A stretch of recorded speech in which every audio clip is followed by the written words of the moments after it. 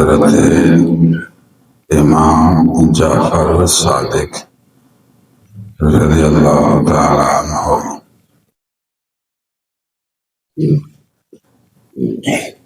یہ عالم دین ہیں، قرآن مجید کے مفسر ہیں، احادیث مبارکہ کے لحاظ سے محدث ہیں،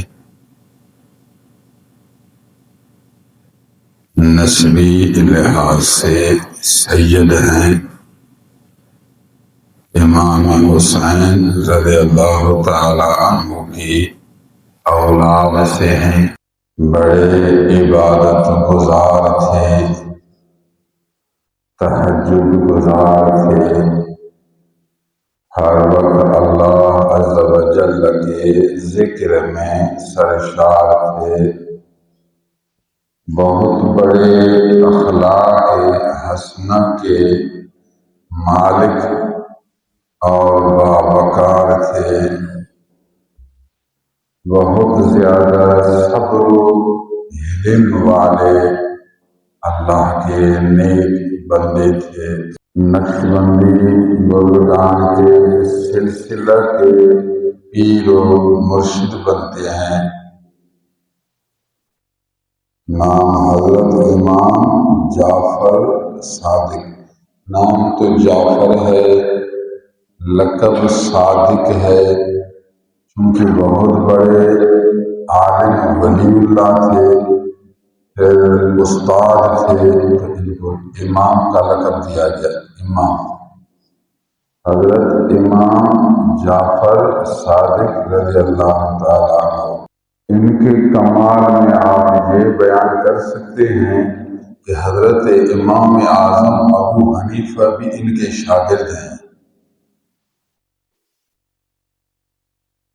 امام اعظم ابو حنیفہ علیہ رحمہ علم فقہ و فتاویٰ کے امام ہیں، تو یہی امام اعظم ابو حنیفہ حضرت امام جعفر صادق رضی اللہ تعالیٰ عنہ کے شاگرد ہیں، چونکہ جعفر صادق علم پر عمل کرتے تھے،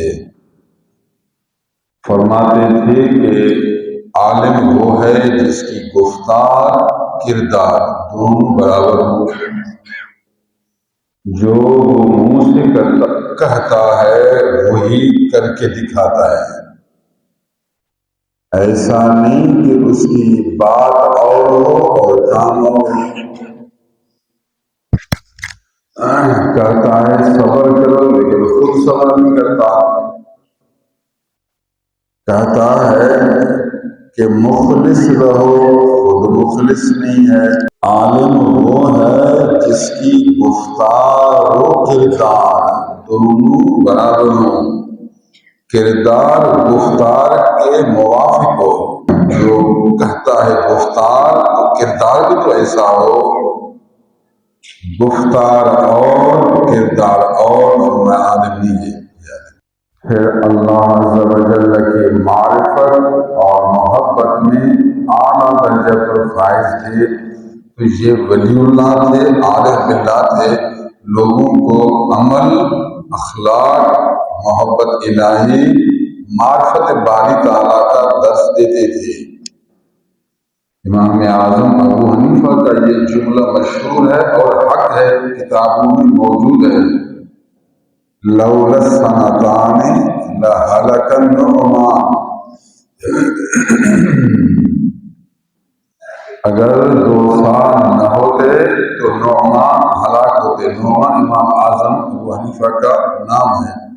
حضرت نعمان بن ثابت رضی اللہ تعالیٰ عنہ، کنیہ ابو حنیفہ، لقب امام اعظم۔ امام اعظم ابو حنیفہ کا نام ہے نعمان، فرماتے ہیں اگر 2 سال نہ ہوتے تو نعمان ہلاک ہوتا، ابو حنیفہ بھی ہلاک ہوتا اگر 2 سال نہ ہوتے۔ ان 2 سال سے کیا مراد؟ یہ 2 سال آپ نے حضرت امام جعفر رضی اللہ تعالیٰ عنہ کی صحبت میں بیٹھے، آپ کی صحبت میں اللہ کی محبت کا درس لیا، اللہ تعالیٰ کی معرفت کا سبق لیا، دل کے کمالات کا علم حاصل کیا، تو پھر اتنا خوش ہوئی، فرمایا سبحان اللہ، اگر یہ 2 سال آخری مجھے نہ ملتے تو میں ہلاک ہو جاتا۔ امام اعظم کا بھی کمال ہے کہ وہ اپنے استاد کی اس طرح تعریف کرتے ہیں، اپنے پیر و مرشد کی اس طرح مدح سرائی کرتے ہیں کہ اگر اللہ والے کی یہ 2 سال صحبت نہ ملتی تو میں ابو حنیفہ کی ہلاک ہو جاتا۔ لولا سنتان میں جو 2 سالوں کا ذکر ہے، اس سے مراد امام جعفر صادق کی صحبت میں رہنے کے 2 سال ہیں۔ یہ لوگ قدردان تھے، یہ لوگ اس وقت کی اہمیت کو پہچانتے تھے جس وقت میں ان کو اللہ کا ذکر ملا، اس نیک بندے کی صحبت کو پوری دنیا کی بادشاہی سے بڑھ کر سمجھتے تھے، جس کی صحبت میں اللہ عز و جل کی معرفت ملی۔ قدردان تھی، قدردان۔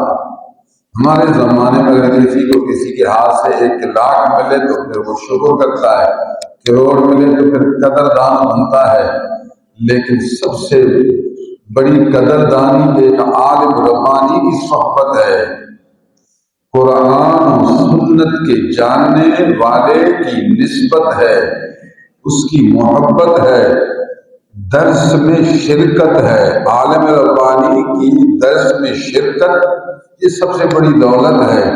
جس کو یہ دولت ملی تو وہ قدر کرے گا، طالب ہوگا تو قدر کرے گا، فضیلت جانے گا تو قدر کرے گا، اہمیت پہچانے گا تو قدر کرے گا۔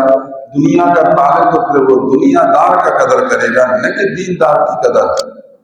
یہ جو فرماتے ہیں کہ 2 سال نہ ہوتے عالم ہلاک ہوتے، یہ قدر کر رہے ہیں۔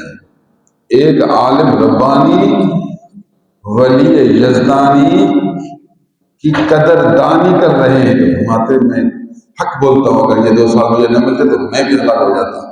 امام جعفر صادق رضی اللہ تعالیٰ عنہ کی وفات سن 148 ہجری میں ہے۔ آپ کی عمر تقریباً 65 سال ہے۔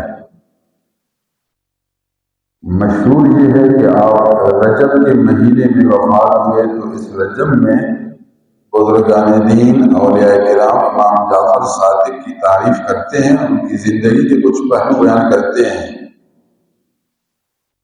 اللہ کی عبادت میں اعلیٰ درجے پر، پھر لوگوں پر رحمت و شفقت میں بھی اعلیٰ درجے پر۔ خیرات تو بہت کرتے تھے، لیکن کبھی کبھار رات کو اپنا ڈریس تبدیل کر کے عام آدمی کی شکل میں خود راشن اٹھا کر، دینار درہم اٹھا کر غریب تلاش کرتے تھے، ان غریبوں کے گھر میں جا کر یہ سامان پہنچاتے تھے۔ فرماتے تھے اللہ تیرا بندہ ہوں، تیرے بندوں کی خدمت کرنے سے تو خوش ہوتا ہے، تو چاہتا ہوں میں تجھے خوش کروں، اپنے ہاتھ سے غریب کے ہاتھ میں یہ خدمت پہنچا دو، مجھے امید ہے تو خوش ہوگا۔ تو رات کے وقت میں چھپ کر غریبوں کے در پر سامان اپنے ہاتھوں سے پہنچاتے تھے۔ یہ امام جعفر صادق رضی اللہ تعالیٰ عنہ اللہ کی عبادت میں اعلیٰ درجے پر، لوگوں کی خدمت نصرت میں بھی اعلیٰ درجے پر۔ اللہ والا وہ ہوتا ہے جو اللہ کے حق بھی پورے کرے، اللہ کی بندوں کے حق بھی پورے کرے۔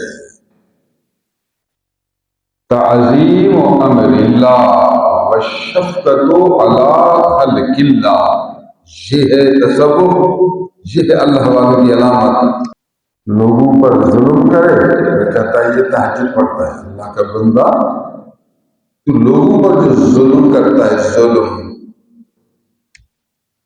کچھ لوگ پھر لوگوں پر تو شفقت کرتے ہیں، نماز بھی نہیں پڑھتے، استغفر اللہ کا جو ضروری ہے نماز وہ بھی نہیں پڑھتا، کیسے تو پھر اللہ والا ہوگا؟ جتنے اکابر گزرے، محدثین گزرے، مفسرین گزرے، اہل اللہ گزرے، سب اللہ کے محبوب بندے تھے، اللہ کے حق بھی پورے کرتے تھے، اللہ کے بندوں کے حق بھی پورے کرتے تھے۔ آپ کو حکومت وقت سے بہت تکلیفیں پہنچی، اذیتیں پہنچی، آپ نے صبر و حلم کا مظاہرہ کیا، کبھی زبان سے برا لفظ استعمال نہیں کیا۔ ایک آدمی آپ کے خلاف بہت بولتا تھا، آپ نے دعا کی، اللہ اگر وہ حق پر ہے تو مجھے ہدایت نصیب فرما، اگر میں حق پر ہوں تو اس کو ہدایت نصیب فرما۔ لوگوں نے جا کر اس کو بتایا کہ جعفر صادق آپ کے بارے میں اس طرح دعا کرتے ہیں، اللہ اگر وہ حق پر ہے تو مجھے ہدایت نصیب فرما۔ وہ کہتا ہے نا جعفر غلط ہے، جعفر کا یہ کام غلط ہے، یہ کام غلط، اگر وہ حق پر ہے تو مجھے ہدایت نصیب فرما، اگر میں حق پر ہوں تو اس کو ہدایت نصیب فرما۔ اس آدمی پر اتنا اثر ہوا، اس نے توبہ کی، کہا آئندہ کبھی جعفر صادق کے خلاف نہیں بولوں گا۔ تھوڑی بات پر غصہ، اتنا جھگڑا، فتنہ۔ اللہ کا بندہ، اللہ والے تو صبر والے ہوتے ہیں، وہ تو علم والے ہوتے ہیں، کبھی غلط زبان استعمال نہیں کرتے، کبھی تیز نہیں ہوتے۔ اسٹیج پر بیٹھ کر وہ حرامی ہے، وہ فلاں آدمی کے مشابہ ہے، عجیب و غریب مثال ہے، یہ اللہ والوں کی صفت نہیں ہوتی۔ وہ حق بیان کرتے ہیں، اصلاح کرتے ہیں، دشمنوں کی تکلیفیں برداشت کرتے ہیں، اگر کوئی غلطی ہے تو اچھی لہجے میں سمجھاتے ہیں۔ امام جعفر صادق رضی اللہ تعالیٰ عنہ کی یہی صفت تھی۔ اللہ عز و جل ہمیں اہل بیت سے محبت نصیب فرمائے اور ان کے نقش قدم پر چلنے کی توفیق عنایت کرے۔